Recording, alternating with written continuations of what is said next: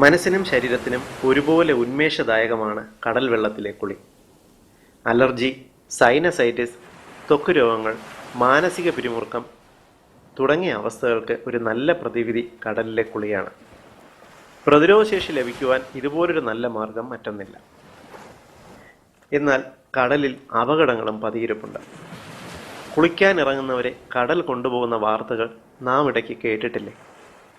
കടലിലെ അടിയൊഴുക്കുകളാണ് പ്രധാന വില്ലൻ. സാധാരണ തിരയടിക്കുമ്പോൾ കടൽ വെള്ളം കരയിലേക്ക് ഒഴുകും. എന്നാൽ അടിയൊഴുക്കുകളിൽ വെള്ളം ശക്തിയായി കടലിലേക്ക് ഒഴുകുന്നു. ഇത് തിരിച്ചറിയാതെ നാം കടലിലേക്ക് ഇറങ്ങിയാൽ ഒരു നല്ല നീന്തൽക്കാരനാണെങ്കിൽ പോലും ആഴക്കടലിലേക്ക് വലിച്ചു കൊണ്ടുപോകും. ലോകത്തെമ്പാടും ഒരു വർഷം ഉദ്ദേശം 50,000 പേർ അടിയൊഴുക്കുകളിൽ പെടുന്നുണ്ട്. കടലിൽ ഇറങ്ങുന്നതിന് മുൻപ് ഒരു 30 സെക്കൻഡ് നാം കടലിനെ ശ്രദ്ധിച്ചാൽ അടിയൊഴുക്കുള്ള സ്ഥലങ്ങൾ സ്വയം തിരിച്ചറിയാൻ സാധിക്കും. ഇതിനുള്ള വഴികൾ എത്നി ഹെൽക്കോട്ട് ഇവിടെ അവതരിപ്പിക്കുന്നു. ഇത് ശ്രദ്ധിക്കുമെങ്കിൽ നിങ്ങൾക്ക് സുരക്ഷിതമായി കടലിൽ കുളിക്കാം. കരയിൽ നിന്നും നോക്കുമ്പോൾ തിരമാലകൾക്കിടയിൽ ഒരു വിടവ് കാണുന്നുണ്ടോ എന്ന് ശ്രദ്ധിക്കുക. അത് അടിയൊഴുക്കുള്ള സ്ഥലമാകാം. പൊതുവെ അടിയൊഴുക്കുള്ള ഭാഗത്ത് വെള്ളത്തിൽ അല്പം കലക്കലുണ്ടാകും. കടൽ വെള്ളം ഈ ഭാഗത്ത് കൂടുതൽ പതയുന്നത് കാണും.